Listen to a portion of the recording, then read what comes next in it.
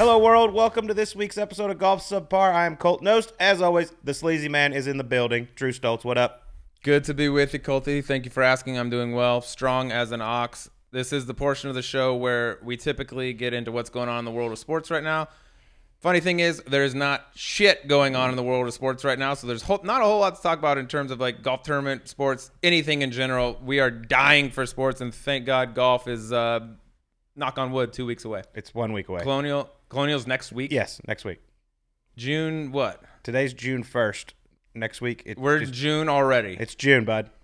June is here. Shout out to us. June is here. Summertime is here. And golf will be here in 1 week. Obviously, Drew is not the brains of this operation. I handle the difficult things like dates. But yes, golf will be back next week. We are very, very excited. That's big news then, actually. It is. Exactly. Well, let's get to a guy who probably has reached the Sasquatch level. And that is our next guest, Mr. Max Homa, who is one of the most entertaining guys on the PGA Tour. Dude, such a good guy. He's been everywhere. He's on every podcast. And you and I have talked about this before. I tend to think, like, for the most part, athletes don't gain a lot out of social media and being vocal and saying stuff. Here's one guy right here that's on the other side of that. I think he has built his brand so much bigger than it would have been without social media and the roasting, which we get into and all that. But he's done himself a lot of favors in terms of like marketability and just exposure. Like I told my brother when we were having this, he's like, who's next on the podcast? I was like, oh, Max Homa. He's like, oh, the Twitter guy. Yeah, like my brother doesn't really follow golf. You know what I mean? But like that's how he's known. Awesome. Well, let's get right to it. Here's Max Homa on Golf Subpar.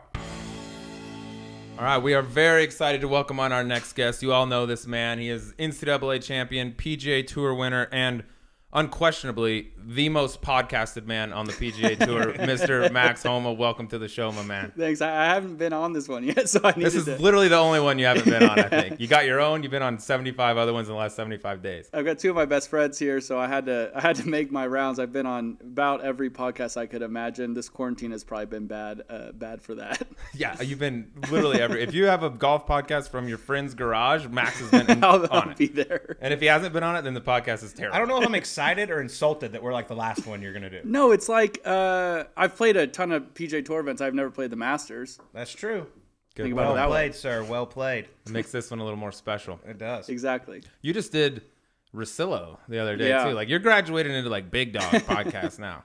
I've told everybody this. I'll come on any podcast where you could talk about The Office. So we talked about The Office. I'm down for anything. But yeah, Rosillo is like, I think he's one of the smartest dudes in sports, especially in podcasting. As I've done podcasts, you guys do it.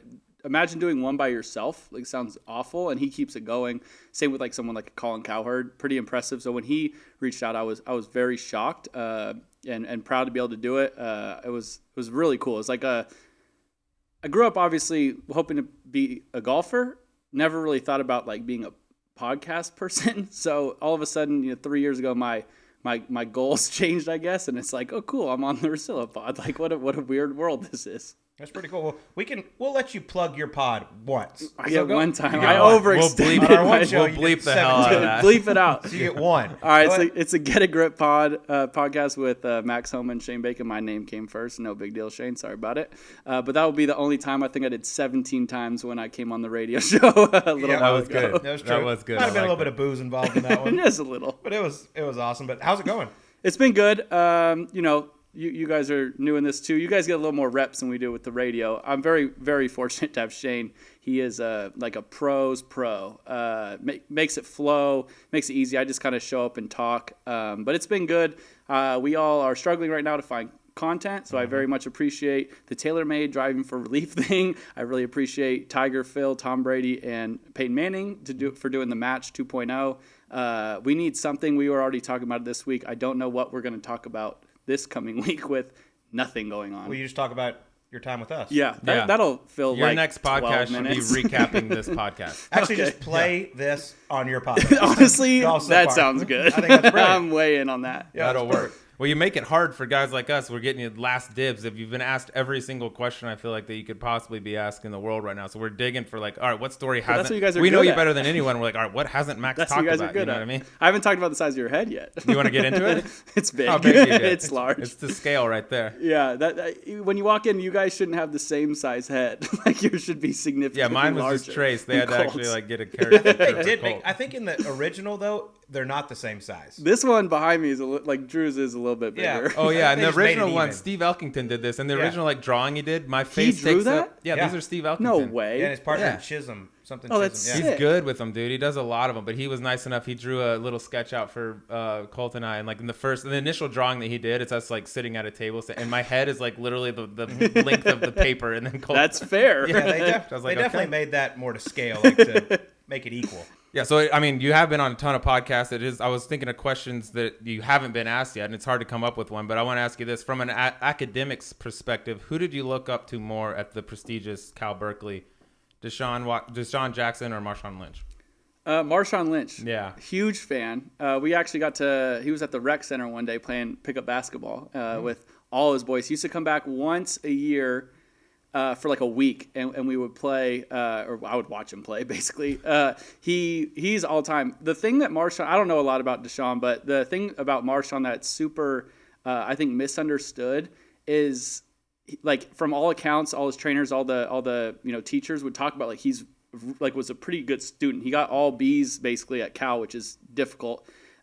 He just speaks like he's from Oakland. Like, he is very proud of being from Oakland. Oakland like has its own, almost like its own tongue. It was kind of fun living up there because you learned all this like new slang, and you have all like this different like music and culture and stuff, and it was cool. And like so when he does like these interviews, you like people. It's like the thing that's wrong with like people now is like you hear someone speak and you're like, oh, that guy doesn't like to do interviews. He won't speak like, I don't know, proper or something. Like he talks like he talks. Like I change my like wording when I do these things. Like I don't speak perfectly like, like now I'm talking like I normally do. I just like get stuck.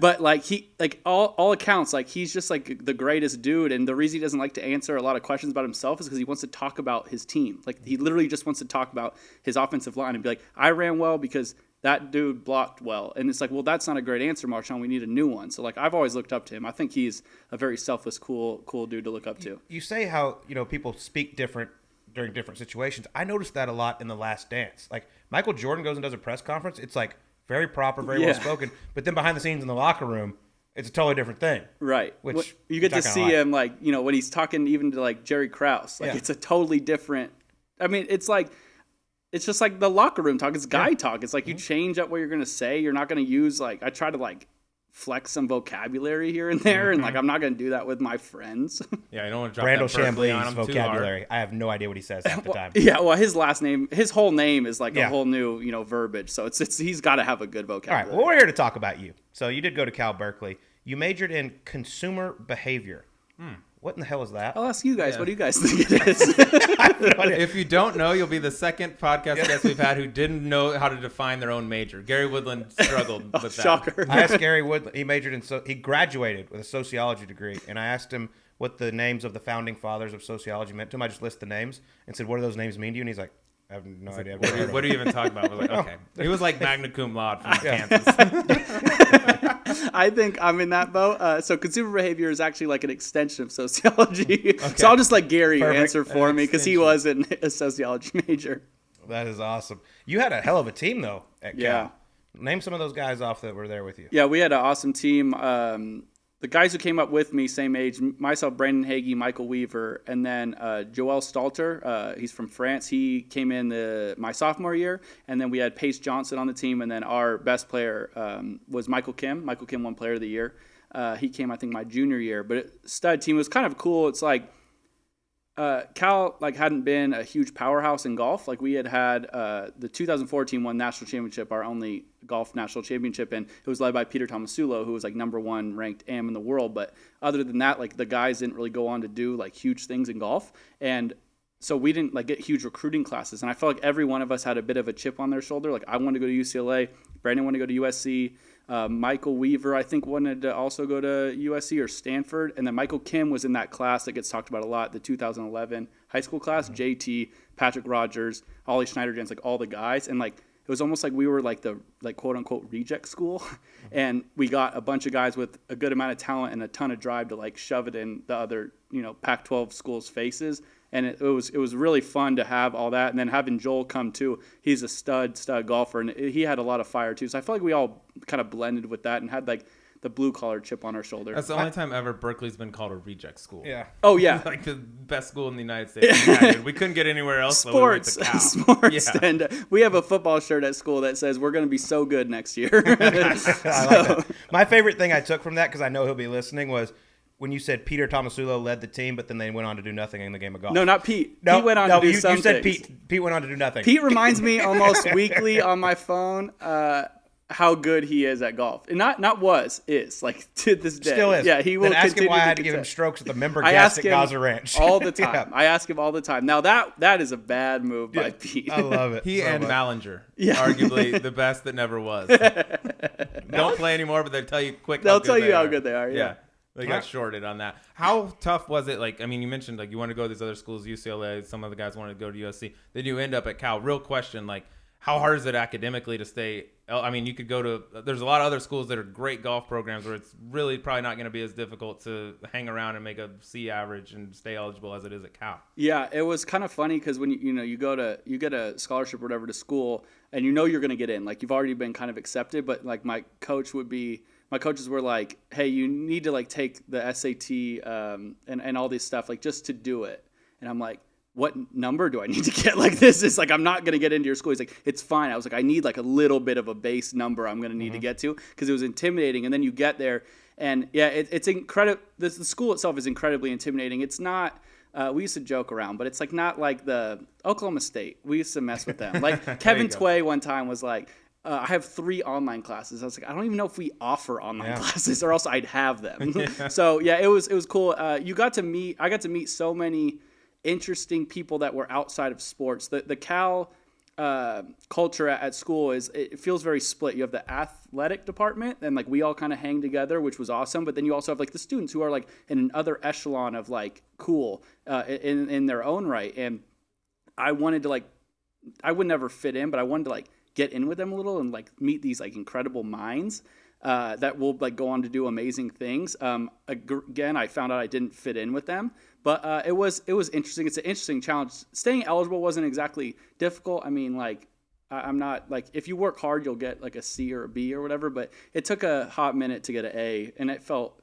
I felt very, very proud of myself when I got my first A. SMU, dude. Yeah, it was so easy around there. Oh True or my false? God. You go to school here. True. Yep. Got it. Kind of. I don't know. Well, one of your most well-known alumni is quarterback Aaron Rodgers.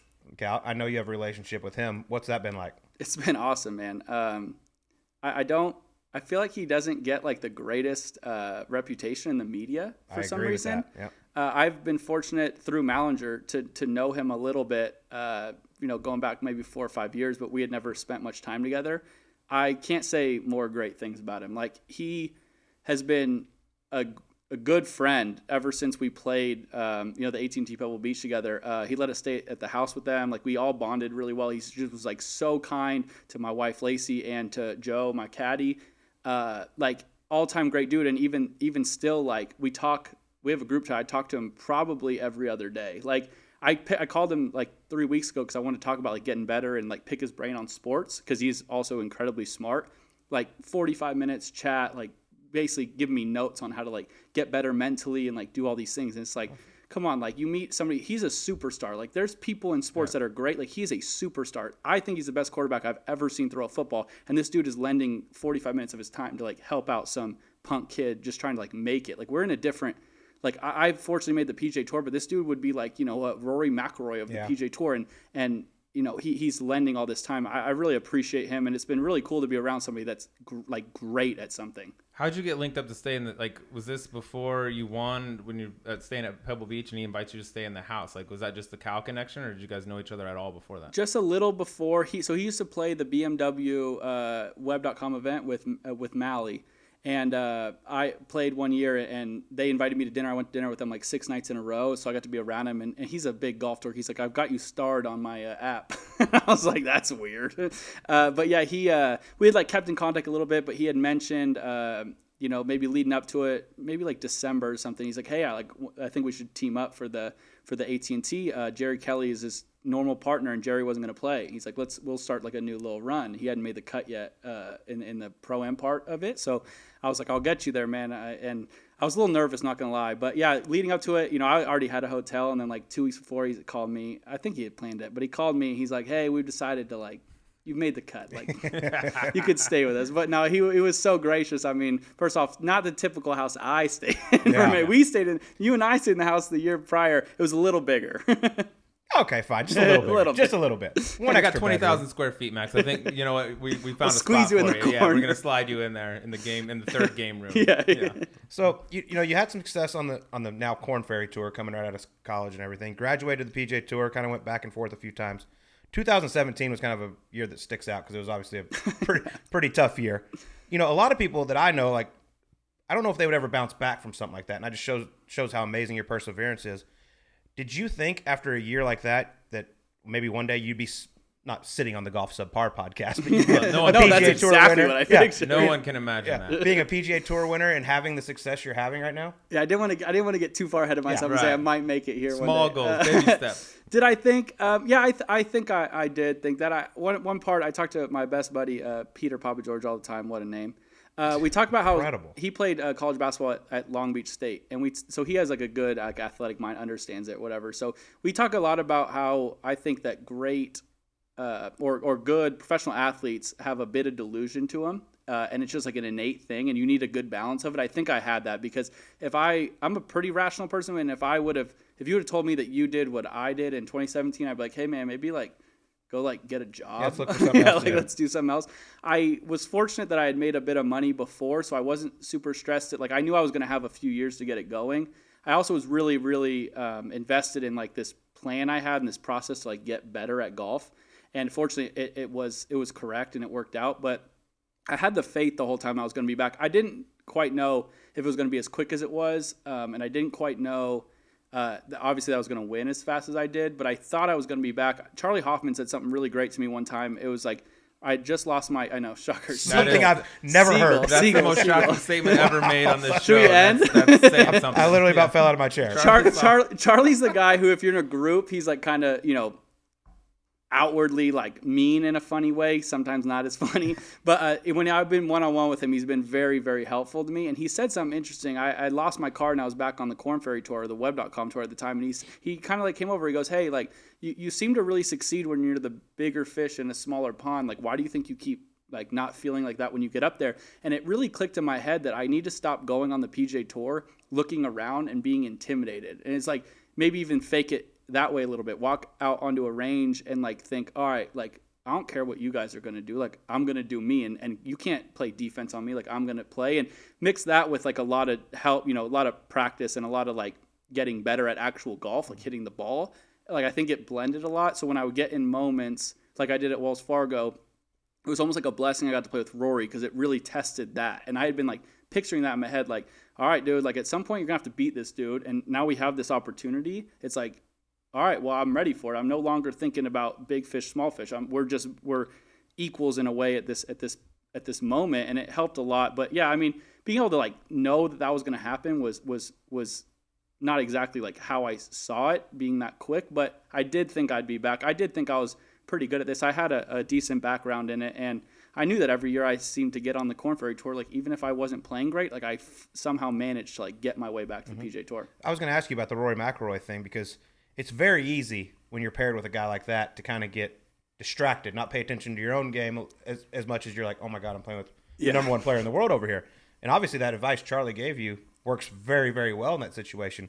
Is that something you just told yourself all day when you were playing with him, or did you ever find yourself kind of watching and being like, maybe I can learn something from this guy at the same time? Yeah, both. I watched. It's hard not to. I mean, it's unbelievable. His first two drives he hit that day were the dumbest things I've ever seen. Like his line on one was a joke right, and it was in the middle of the fairway, like lob wedge in.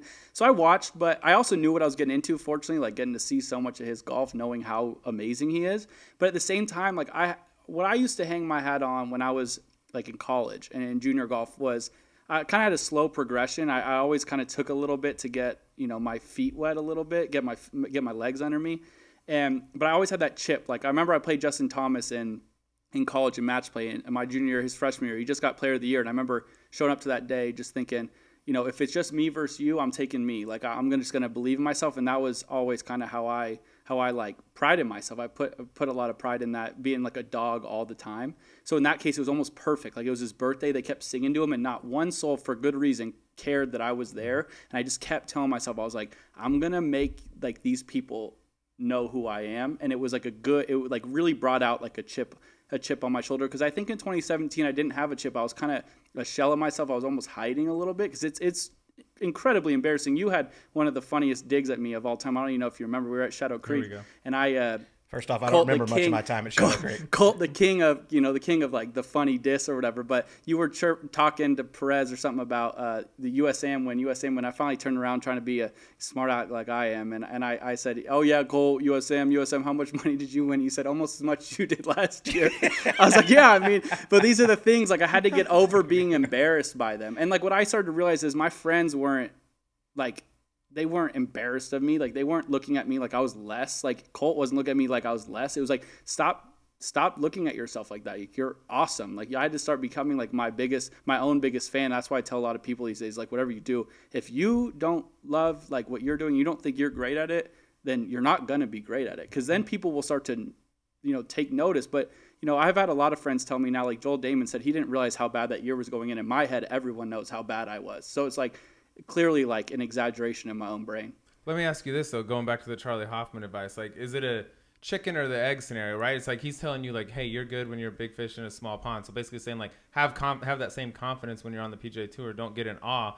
But on the flip side of that, it's like, dude, I have confidence because I'm beating everyone else's face in, right? Like what comes for how can I be confident when I'm not having success? That's got to be like one of the hardest things to do as a PGA Tour player when you get out there. I'm missing a bunch of cuts in a row. How am I supposed to walk on the first tee and be like, I'm going to beat all these guys when I haven't done it? Yeah, that's a perfect question, because that's what I wrestled with a lot. Because the big reason I think I don't feel that on the Korn Ferry Tour or the Web Tour was just because you don't know a lot of those names. Like it's just because of like the media, and like obviously like everyone knows who Tiger Woods is. Everyone knows who Rory McIlroy is. You don't know necessarily the number one guy on the money list on that tour. So like it's not as intimidating. So I started to realize I'm building this up in my own head. Like I'm making this up. Like yeah, for good reason. Rory, Brooks, JT, DJ. Like yes, like they deserve the respect and all that. But they got there the same way I can get there, by believing in themselves and being really good at golf. So it's like, it was a little bit of both, but I had to not tell myself that the reason I'm feeling that way is because I'm beating them. I need to look at it as I'm beating them because I'm as good as these other guys who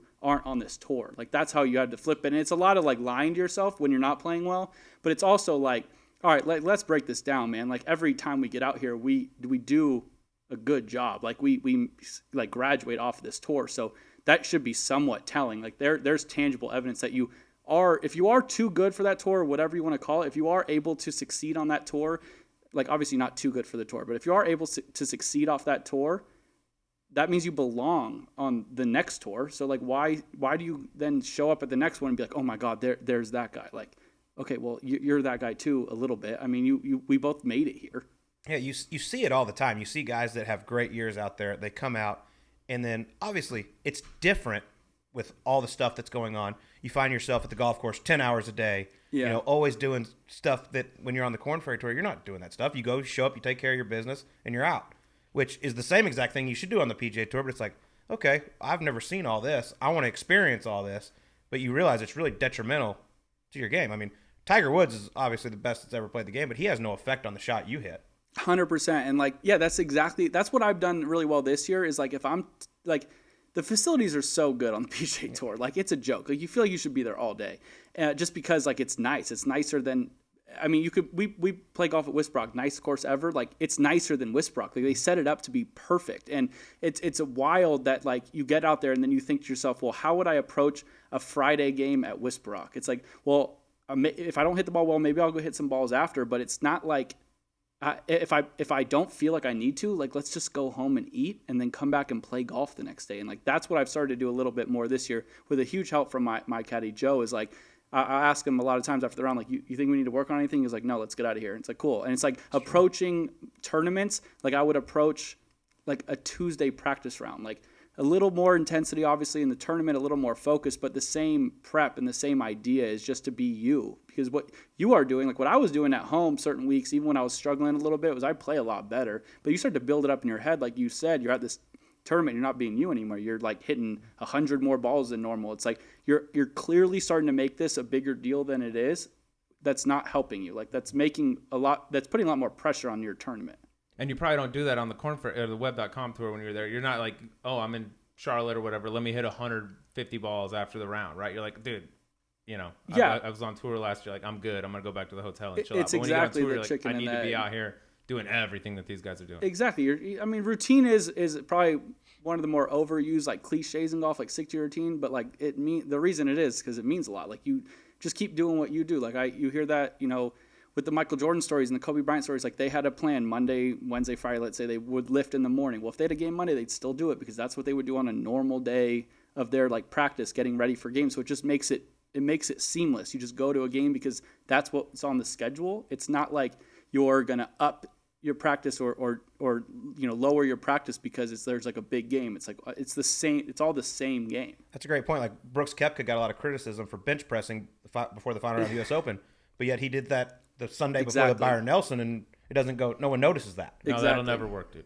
Yeah, he's got to change. He should change. Yeah, he's not really working for him. But you're right. Things work for you that don't work for other people. Yeah. You have to stick to being you. You got to be you always, and like that's the biggest thing. That's where it goes to like don't look around. Don't just because. I mean, this is a horrible example because I just got a Peloton because Rory McIlroy has a Peloton. Right. But of course, makes sense. But yeah, when I'm sitting on the range and like you watch certain people practice, it's like, oh man, like I should do what he does. It's like maybe, just maybe, that guy's looking at you saying, I like what he does. And it's like finally somewhere it flipped in my brain where it's like, you're good at this. Like stop wondering how to like be more like someone else. Like maybe they want to be more like you, or at least if you think that, you'll start having like the confidence to like puff your chest out a little bit when you show up at events. Well, something Sleaze and I are probably never going to experience. I mean, speak for yourself before you say this. Yeah, I do a lot of things, dude. You might go out there Monday qualify and get in, but yeah, very probable. I am 3 for 150 in my career on Mondays, so keep going. But winning on the PGA Tour, obviously, besides the $1.4 million paycheck, what's some of the coolest things that comes with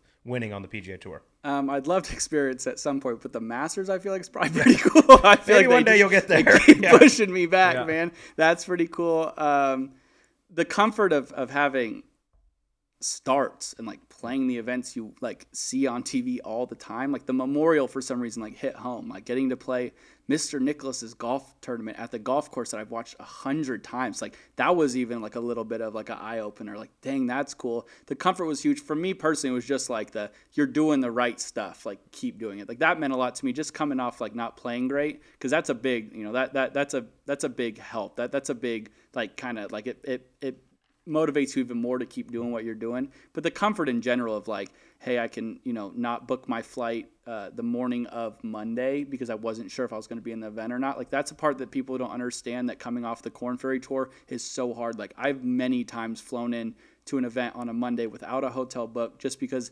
I just found out I was getting in because I thought I wasn't going to. Someone withdrew. And it's like, man, that's, again, going back to routine, like that's not part of the routine. Like now it's easy. I know I'm flying in Monday. I have no stress about playing the Colonial. I know I'm going to be in it. So it's like, all right, like I can be more seamless like I have been the last, year or so. I'm sure your phone exploded after you won the tournament. Who's someone that reached out to you that you've never met before that you were just like, oh my God, I can't believe this guy just texted me? I don't know if I remember a never met before guy, but like some random like really cool ones, like Andre Iguodala. I'd played one practice round or one pro with in my life, and he reached out. Again, he's a golf nut. You guys need to have him on this because he loves golf. But he reached out, and it was really cool because like I'm a big basketball guy, and Andre is like one of the coolest dudes ever. That was cool. I mean, Aaron reached out, which is always great. But yeah, you just get like, your phone blows up, man. I don't think I slept. Like I was just reading through my text, being like, man, like maybe people like me. Yeah, I mean, you are like we've talked about, like you're huge on social media now. Everybody knows you. I remember like I was talking to my brother like a few days ago. He's like, hey, who's next up on the pod? I was like, oh, we got Max Homa. He's like, oh, the Twitter guy. I love that guy. Like he's fun. Like he's not a big golf dude, you know what I mean? But he's like, he knows even you. If he like, was, right? Yeah, even if he was. But he's like, oh, the Twitter guy. Like when did you become like the social media guy that you are? Like more, I guess, like being more like recognized and more known. Was that after you won Wells Fargo? Is that when it took off, or was it like something else? Was it started with like the swing roasting and stuff like that? I think a lot of it does go to like, you do need to be relevant in like the sport or whatever you're doing. Like I don't think people would have taken much of what I said with much credibility had I not. But I mean, I've been pretty active. I like the idea of Twitter. Like it's where I get all my sports news. It's where I communicate with like a lot of my friends. Like we talk on there all the time, like in funny ways or whatever. But yeah, it started to blow up a little of that. The swing roasting thing kind of made it super explode. But I don't think that like that goes without playing like good golf. And I think that helps a lot, getting notoriety.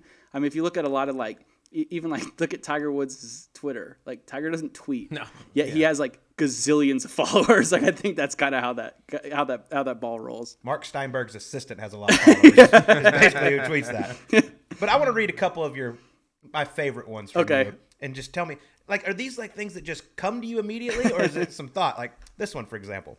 Despite 6 years of Hebrew school and the completion of my bar mitzvah, the most Jewish I've ever felt came after looking at a home with extravagant Christmas lights, immediately thinking that electric bill must be brutal. Like, is that one you've kind of had in the tank for a while, or is that just? I mean, it's what I've thought of. Like, you know, obviously, like the Jewish thing is like a thing I'm pretty proud of, but it's always, you know, I like to make light of everything. So I just remember I was actually walking around with Mally, and we were going looking at lights with his kids or whatever. And I just remember looking at this window. I'm like, and I also probably had a lot to do with like I'm getting older now and I pay my electric bill. And I was like, that looks expensive. So like, yeah, it kind of just like comes to me. I don't know. I've liked to keep it as light as humanly possible on Twitter. And just, you know, if I think of the dumb thing that I think another person has probably thought of before, I'll throw it out there and see what happens. Hanukkah lights are a lot cheaper than Christmas lights. Yeah, you only need 8. You don't even have to worry about it. You only need 9, and then like each day you actually start at 1 or at 2, and then you get your way up to 9. So it's like pretty cheap. It's a good idea. I need 8 presents. You can handle that, though. Yeah, I got that. Way more. Candles are cheaper than, you know, light switch. Exactly. Good call. I'll read you another one. I feel like this one was in the tank for a while, but I'm rooting for Taylor Gooch because he's one of my best friends. I'm also rooting for him because he has a last name that makes me feel less insecure about my own. That's been in the tank. I've known Taylor forever. He's actually a big reason I married Lacey. Like they were friends before. So I've been very lucky to know Taylor for a long time. I obviously have a last name that gets a little grief here and there from mean people. Well, it sounds a lot like Homa. So ever since Justin Rose, bailed, like it's just been like it's a lot on me. It's a burden I need to weigh on my shoulders now. So when I saw Taylor and I would like play a lot of golf, I always be like, all right, man, you take this one. Thank God you're here. Do you think more positives come from athletes being on social media or more negatives? More negatives for sure. I know people like, they talk a lot about, I get questions like, if you ever really blew up in golf, like, would you be able to keep doing this? And I do feel like it probably tone it back a little bit, but at the same time, I try really hard to, and maybe it's because that's kind of how I am, but I don't like post anything controversial. Like I'm not big into politics. I feel like that's where it gets people like in trouble a lot. I don't like really like break the mold and like chew out somebody for doing something in the golf world. Like I try and really like say stuff like, man, Christmas lights look expensive. Like I'm not trying to like, change how people would think about some main like real life topic. So I don't think that it would be bad if you could do that. But a lot of people like to push the envelope a little bit, which is, in my opinion, their right to do. Mm-hmm. But, nowadays where everything is obviously online, it comes back to bite you. So I don't think it's great for athletes, but I think if it's used appropriately, I think it's amazing for athletes, because the reason it was really made was so people could connect with someone like LeBron James and be like, man, I tweeted at him and he liked it. And you're like, man, I just had a connection with like the best basketball player in the whole world. Like that's pretty cool. But it's not like, it's not like you should be going out there too as an athlete and like using your platform to like really push stuff. I mean, you can, that's okay, but like that's where the grief's going to come from. So you need to take that kind of risk on your own. I don't want to do that. You still get like the guys that'll freak out over anything, and the Twitter trolls and the haters and things like that. Like you still do what you do, and you, like you said, you post the most like non-controversial stuff possible, and you still get people like, shut up, you're a golfer, like you're not funny. What do you know? You know what I mean? It's like, dude, who are these people? Like that's where for me, when I see that type of stuff, I'm like, they're electing to follow you, and yet they're like, your jokes aren't funny. Exactly. Yeah. You follow. All you got to do, dude, Max is a simple solution. Just click unfollow. Don't watch it. It's pretty simple. Yeah, it's like bitching about something that's on TV. Guess what? Don't watch it. 5,000 other channels. Yeah. I had a guy tell me how everything I post isn't funny and it's for idiots. And I don't like argue with them because maybe it is. A lot of the guys the people that follow me were like, okay, we're idiots. And it's like, yeah, like, but I'm like, yeah, why are you responding? Like, why are you wasting your time to respond to this? He's one of the ones that are following you, or else he wouldn't have seen your tweet. So exactly. he's just like calling himself an idiot, basically, more or less. But part of your popularity is because you're on social media, right? Like, you're a great golfer. You won on the PGA Tour. You're awesome. But you are known a lot. Like, you have more. You want me to keep going? Your arm hair is growing back incredibly. We'll get to that a little bit later. But like, swiftly. Part of the reason that you are like as popular as you are is because of the social media. You know what I mean? So it's like a double-edged sword a little bit. The best parts of Twitter are the fact that they give you a platform to be you. Like, I feel like you guys, and this podcast grows a lot because if you look at your guys' social media, like, you guys are just who you are. It's not fake, and you guys are really fun. So when you come talk on this, people are like, oh, yeah, that's the Colt, that's the sleaze I know from Twitter. And it's like, yeah, well, that's the Colt and sleaze I know from, like, real life. So, like, that helps a lot. And so Twitter gives me an opportunity. I'm not out here trying to, like, get followers. I'm not out here trying to, like, gain notoriety. I'm just being who I am. I'm thinking dumb stuff, and I decided to put it in this little box and, like, post it. And people are like, oh, man, I connect with that. It's like, yeah, man, like, that it's not, just because I don't follow you doesn't mean like if you respond to me and have a similar thought, I'm like, oh man, like that, like I connected with that guy too because I like what he said. Like, that's how this stuff works. So like, that's what I've tried to do. I think like I'm a pretty harmless guy, and I'm try to be as thoughtful as I can with stuff, and people appreciate that. And like, that's cool that we can all like connect in this weird like social media thing that has popped up in the last 15 years. Yeah, but your biggest hits have been this swing roast. Yeah, people love that. I mean, they do. It's almost like, here, roast me, kill me. Yeah, destroy my whole life, Max. How did that make me quit golf? Yeah, make me cry. How did that even start? It's super random, man. I flew from here to Long Beach one night, and I landed at like 9 p.m. So I'm just going to the hotel to go to sleep. I was practicing in the morning, and I get a tweet from this dude. I think his name Brian McLaughlin, and he said, "Roast my swing." Roast me like you're Gordon Ramsay. And he used the GIF, he sent a video of his golf swing. And basically, like, I got the point. Like, he wants me to burn him, but be funny or whatever. So he's like, I think this is going to really take off. I was like, it's not. Like, this is pretty, like, normal stuff or whatever. So he posts this video, and it's a really horrible angle. Like, all golfers know the angles to see a swing are down the line or a caddy view from the front. Well, he posted like 45 degrees. I can't see a thing. So I responded like with the Gordon Ramsay gif of where he puts the bread on the girl's ears and goes, "What are you?" And she says, "I'm an idiot sandwich." So I just responded like that. Well, I go to bed, wake up, go practice, and it's like 11. I get back to the airport, and I pull out my Twitter, and it's like hundreds of videos of just the worst golf swings you've ever seen. So I do a few more, and then I'm like, all right, this is like going to die off pretty soon. And then it like keeps going. Now I'm getting like athletes and like these celebrities that I like love and look up to being like, what do you think about this golf swing? And I'm like, you guys are crazy, man. Like, I don't know, but like I keep trying to spit out some things. So it kind of started like super organically. Shout out to Brian for having this wild vision. I might need to hire this guy. He would be a great marketing person. It's like a badge of honor. If your swing gets roasted by Max Homa, you're like, dude, Max responded to me. He told me I was the worst golfer in the history of the world, but he responded. I mean, I had like JT texted me, was like, hey, somebody just like sent you a video, and they're a friend of mine. Like, go in on this, and he gave me like a little info, and like that. So then it was a big. Like, now I'm obligated. It was JT's like the coolest dude ever. I was like, all right, I'll do that one, and then like it just kind of keeps rolling. I've been trying to tone off it a little bit now because I think I've oversaturated the market, and I'm out of info. I'm out of material. And you don't have 72 hours in the day to roast every. Is there a point where you're like, okay, dude, this was a cool little bit I did for a while, but now I'm getting 3,200 videos a day. Like, I can't handle all the requests. And it's also like I as we joke, like I don't really care so much when somebody's like go practice, man. Like, what are you doing? But when it's like 8 at night and it's dark out and I don't have like a glow ball at my disposal, like I can't. So like I'm just gonna do them. So then it makes me want to do it more. But yeah, it's kind of gotten to the point where it's like it's like a novelty act that I think has run a bit of its course. But I'll do it here and there, and I still enjoy doing it because people really do like it. And like again, the reason I love Twitter and my Twitter personally is just because I like making people laugh, making people happy. So if it's going to make you happy, like the reason I've come on a million podcasts is because people are craving for stuff to listen to, whether you want to listen to them or not. If this like kills an hour of your time, like with my podcast, I'm like, if this kills an hour of your time, Shane and I are talking about nothing. Like Nothing. We do our top 5. We do our top 3 First off, cereals. you said you were going to plug it once. I didn't say Yeah, edit this. I This will all be didn't, edited. I didn't say the name of the Right. podcast. Oh, yeah. I dodged that bullet. I thought about it hard, but I got a grip. So We'll allow that. so, but yeah, it's like we're not talking about much, but people still need stuff to listen to. I listen to everything. I listen to your guys' stuff every day. I'm at the golf course practicing because I need stuff to listen to.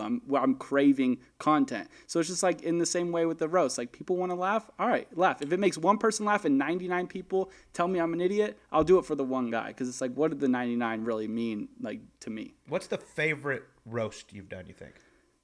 I've had some that I think are fun, like funny. One of my favorites, this guy sent his video, said the same thing. I kind of joked about it. He's like, I'm thinking about quitting golf, and I just wrote, trust your gut. That one made me laugh. But my favorite of all time, I was out with you, and my buddy texted me. He's like, yo, Cody Bellinger's going to send his swing, so, you know, you got to do something funny. And, like, Cody Bellinger's, like, my hero. Like, a big Dodger guy, and, like, he's the best Dodger going right now.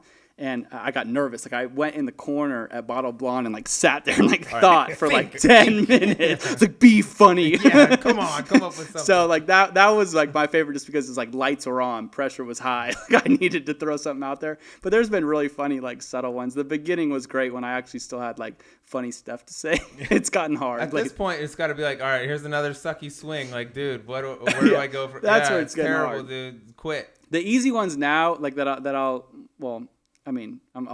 show my hand here, but like the easy ones now will be like the guy who has like a decent golf swing goes, roast me to shreds. I'm like, you then must suck at every other part of golf because you have a beautiful golf swing. Like, I can't keep like making fun of the same bad golf swing, so I'm gonna start making fun of the good golf swings and the people like I don't know and have never heard of and who aren't on the PGA Tour. Yeah, how have I never heard of you? Yeah, That's how bad you are at exactly. everything else in golf. Beautiful swing though. Yeah, cool. You hit it 310. You're awful at everything. Well, Sleaze, should we get into the emergency 9? Yeah, we can. Let's hammer. Oh, it this out. is an honor, man. This is like a fun one. This is like making this is Sports no Center joke. top Emergency 10. I nine? hear This about is this no all the joke. time. We do this with every guest. We're gonna let the Sleaze start it off. Yeah, today. we have one recurring question that we ask to everyone. I'm very interested in what you have to say. Movie being made about the life of Max Homa. Who's the actor you want to play you? This is a hard question because I'd like just the most handsome guy. Of course. Just to make Which me would be look fitting. I would handsome. roast you, but it makes sense. I'm going to go with Christian Bale.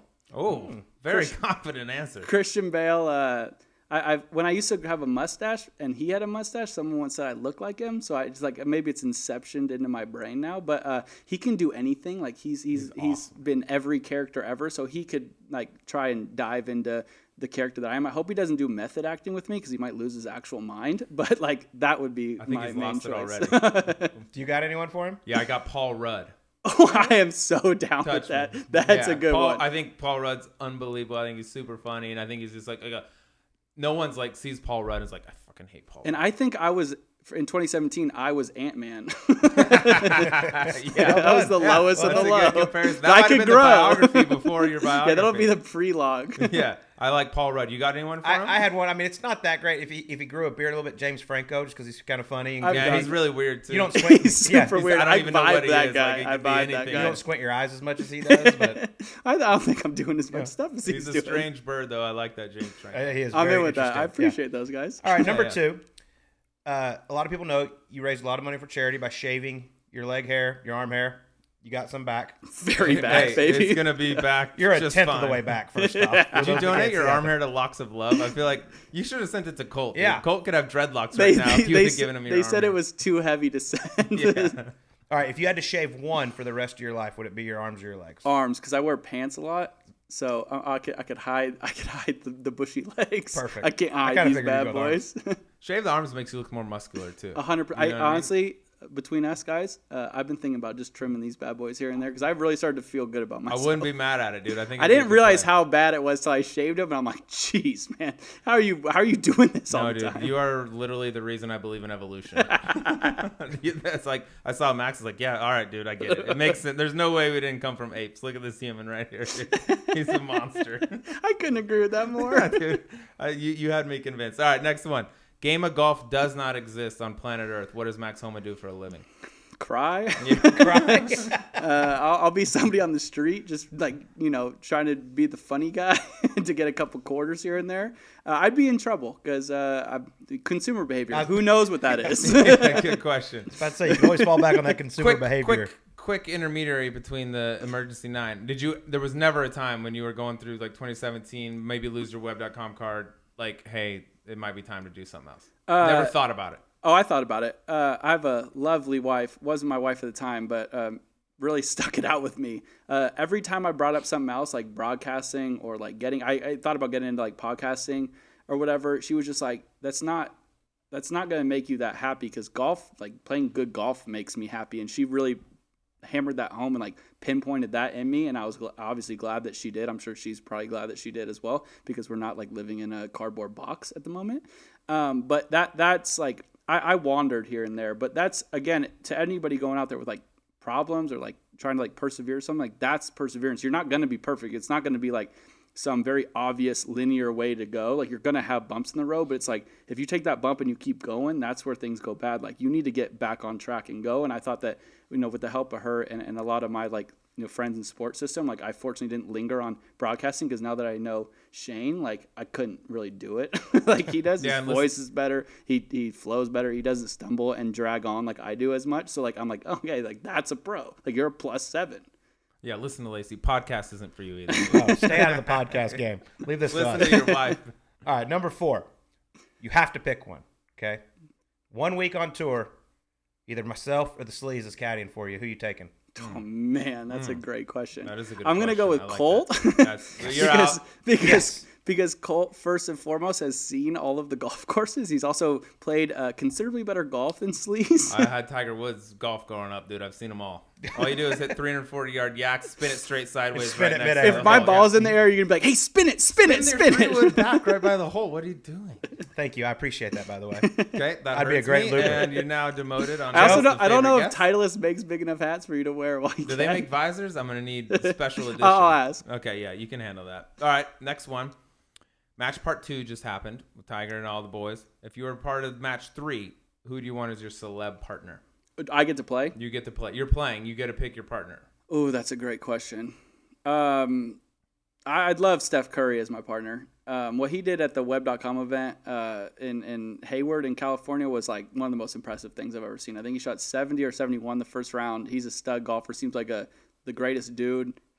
Seems like he'd be fun, but it would be nice to like have some help. As I saw with the alternate shot, like I was getting a little nervous for Tom Brady myself. Yeah. So I want somebody who I know I could rely on. Well, with that answer, you should probably go ahead and book a hotel for Pebble next year. I don't think Aaron Rodgers is going to be. He doesn't happy. want it. He doesn't want to play. Dunk, Aaron. I did too. He doesn't want. He's going to be playing the. Well, I guess we're not doing like a yearly thing, but if it was the same time, he should be playing football this time next year. And side note, didn't Steph Curry beat our good friend John Mallinger in the first round of that event? So that was the year before. Mally withdrew just before he beat him for both rounds. Okay, perfect. Shocking. So next time Mally tells you how Mally. good he is, tell you, hey, NBA player beat you at golf. So if Aaron wants to play, he could play, but I'm assuming he's going to be on the way to winning a Super Bowl. We were really nervous this year that he was going to make it to the Super Bowl because he couldn't play the Pebble Beach thing. Yeah. We were rooting for him, but we were like a little bit happy that he was able to play. Yeah. All right. Meanest thing anyone's ever said to you on social media?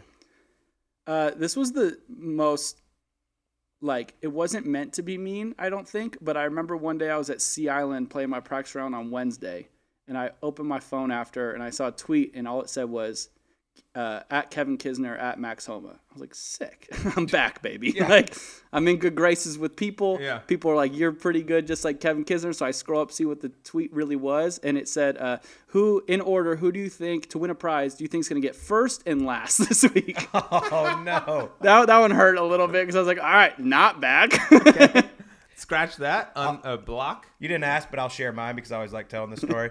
One evening, I forgot it was like Justin Thomas's birthday. I just tweeted like, happy birthday at Justin Thomas. And this guy responded, why don't you try making a cut, you fat fuck? I was like, That's Twitter. Just wishing a buddy That's birthday, Twitter in a man. Like, what the nutshell. hell do you want me to do? Maybe you should go practice. I'm like, it's 9 o'clock at night. Yeah, the way that people can dude, take it's their unreal. brains really go some weird spots. Yeah, that was one of my There's favorites. a beautiful blue sky today. I'm colorblind, you asshole. I I was hate thinking, you. I was thinking about this Jesus, dude. during the Last Dance. I was going to do a social experiment via Twitter, and just during the Last Dance, the last episode, I was just going to write, I really like watching LeBron James play basketball, just to see what people would have said. Mayhem. It dude. would have been mayhem. The army would have been flooding. Inbox would have been flooded. It would have been bad. That's my Twitter. Yeah, it's a sneaky little place. All right, next question. Shane Bacon and Joe Griner, your caddy, are both drowning in the ocean. You're in a boat. You have one life vest. You can only throw it to one of them. Who do you save? This is Joe. You're dead, Shane. I'm sorry, Shane. Sorry, Shane, Shane. knows where he stands in Shane's my out. life. Shane is in my favorites on my phone. Pretty awesome moment, but he is below Joe in my favorites on my phone. I need Joe. That was zero hesitation. Oh, it was. I sensed some little chemistry issues there between this You guys other could try to- podcast you to could- not be named.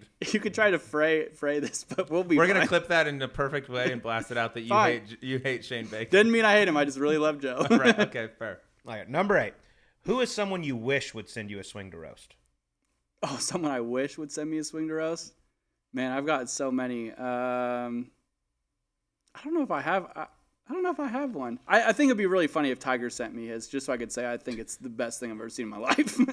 Michael Jordan. Yeah, Michael Jordan would be great because his swing isn't exactly like ideal, and it would give me a chance like to tell people like Michael Jordan knows who I am for like a minor moment in life. But I've had a lot of people sent. My favorite one I've actually gotten was from Christian Yelich, Yeah, who's that become was a a good buddy one. of mine, and I was there the day he did that. So the fact that he like owned up and like sent in the swing where he literally misses a golf ball, and he was the MVP in all of baseball that year. That was a good one to get. So it's hard to top. You get the MVP of baseball sending you a strikeout in golf. Before we get to the last one, I just got to ask one more because I want to know this, actually. Okay. I know you got the Dodger hat on, but you're a big basketball guy. Lakers guy. Lakers, you go you're mostly Lakers, right? I'm only Lakers. Only Lakers. So, I hate the Clippers. okay, one team wins a championship, the other one doesn't. You going Dodgers or going Lakers? Dodgers. Good God. This last 6 years has put a toll on my Just a life. tease. Oh, God. I mean, just punch after punch to the face. Like, I don't know if I can handle it a lot more. I joke about this a lot, but I do mean it. I envy my friend Peter, who is a huge Giants fan, because they're just like not relevant at all, where we have to be relevant all year and then not do it. Like, it's nice how bad his team is most of the time. Like, I envy that a little bit because our team's just so good all the time. I know we don't ever finish, but like that's what's difficult for me. Like, it must be so nice to have just such a bad baseball team in the Giants. Right. That's a very nice backhanded compliment. You could just give up like a month into the season. You guys have no chance. So we at least get teased. Yeah. If only something good could happen to the city of LA and they could win a title once in a while. Wouldn't that be great? I'll take either. If we're Everyone would be being so honest. thrilled if something great could happen to LA. I've seen 5 Lakers. I've seen 0 Dodgers, so it's kind of an easy. And you got easy, the lid on, so choice. I know you're real. You're a legit guy. All right, last question, dude, and this is not to be taken lightly. Look me in the eye when I ask this right now. 18-hole match. Golf Subpar versus whatever the name of your podcast is in an 18-hole match. Who wins?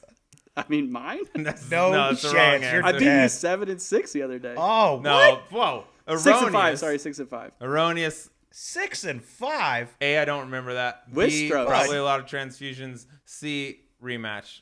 Okay, D, yeah. I have Colt on my team now. That would Oh, actually you be got to good represent the content. brand a little better. Come Dude, on. don't worry about that. I just took down Harrington, bro. What do you want from me? That'd be good contact. Your Subpar We actually podcast, should do my that. not to be named podcast. Yeah. We could do a 2-on-2 little Instagram live. We actually 100% should do that. 'Cause That'd that's be actually good. a pretty legit, fair match. What's Shane's handicap? Shane's a +3. All right, that's done. That's a good match. They're That's the a good favorites. No, disagree. We're everyone's favorite. Never been the knee, dude. Do I not just- been the knee. favorites on the golf course. I mean, to be honest, he's better than me. Even though I've been giving him a run for his money lately when we've been playing. Yeah, I'll but giving you smack 2 Shane in the shots. face. I don't Shane know will if be you out can- there putting I don't know if makeup you can on, handle trying to look Shane. pretty, dude. I'll hand him his ass. You're gonna hear his voice. You guys are gonna get intimidated. I It's will beautiful. hand his ass to him. He's gonna be all the primping and getting ready for the camera. Just to be clear, if he does jump in the lake on 18 upper at Wisbrock, I will save him from drowning if Joe's not there. All right, so that's a bet. We will do that because that's actually like a legit fair match, and this needs to be fun. had. Yeah. That'd for be good. supremacy in That'd the be golf. That's world. the only fair way to, All right, to done. prove it. We will do that. All right, I knew you'd say. We're not that. going to take on the golf pass and Rory though, right? No. Okay, cool. Carson Daly can just sit in the cart and Yeah, still Rory will lose. They're done. go about his business. It has to be like a combined aggregate score. If we're gonna play Paige them. Brannick, get a partner. Bring it. yeah, she's in too with whoever she wants. Awesome. Well, Max, man, that's been a lot of fun. Really appreciate you joining us. Yeah, I'm super pumped to be on here. You guys are two of my best friends. It's a true honor to be on one of my favorite golf podcasts. One of the best. You're the Thank you, man. greatest, bro. Appreciate you. Well, Sleazy, man, it's always so much fun to sit down with Max. He's one of the best. But I tell you, I've been thinking about how excited I am for this potential huge match we have. Not small. This thing, the potential is limitless for this deal. And I was sitting down writing my E9 questions, and the last one I was like, I was going to ask him something about his podcast or ours being better, take a little shot at him on his podcast. And I was like, what about, like, on paper, this thing stacks up pretty comparably. I mean, Max obviously probably right now, being that he's still playing, the best, but like you're right there, tour guy versus tour guy. Shane and I stack up pretty close to one another, so this has the chance to be the real deal Holyfield. If I was setting the odds, I would say they're a slight favorite. They're minus depending 120. on where we play. Minus 120, and yes, also very much depending on where we play. Knowing Shane's game, we do need like a Whisper Rock or a Silverleaf, a desert golf course. Bring it in. He smashes, Bring it in. but it can also go a little sideways. I haven't played golf with him, but I've been told that he just sends it. He can move it. Sends it. So we definitely need shorter, tighter. You and I, we hit fairways. Max, we'll throw him off his game. We get the mics going. We get the chirp going. We'll throw him off. Shane's a bit of the wild card right now. But this match needs to happen. The people need it. We need it. We're dying for fun live golf right now. So this needs to happen. I can't wait. Golf subpar versus get a grip. Whatever. The podcast that shall not be named. Bragging rights are for forever. Oh, Unless totally. we lose, we'll pretend it never happened. We'll never air the video or do anything. But if we win, it's going to be everywhere. Well, we're going to win. Stay positive. Done. Let's go get a little practice in. Done. I'll work with you on your I need game. some work, dude. We'll do it. Well, Sleazy, next week, another massive guest. He is one crazy son of a bitch. Mr. Jeremy Roenick will be live in studio. He is about as wild of a dude as you could possibly find. You've played golf with him. I've gotten to play golf with him. His lack of fear for all like dangerous animals, especially snakes, the rattlesnakes up here. He gets them. He waves. He does crazy stuff. The man is wild. I can't wait to hear what we get into with him. I hope it gets extremely wild. I'm confident it might. I'm confident it might. But until next week, y'all stay safe, stay healthy, and we'll see you on next week's Golf Subpar.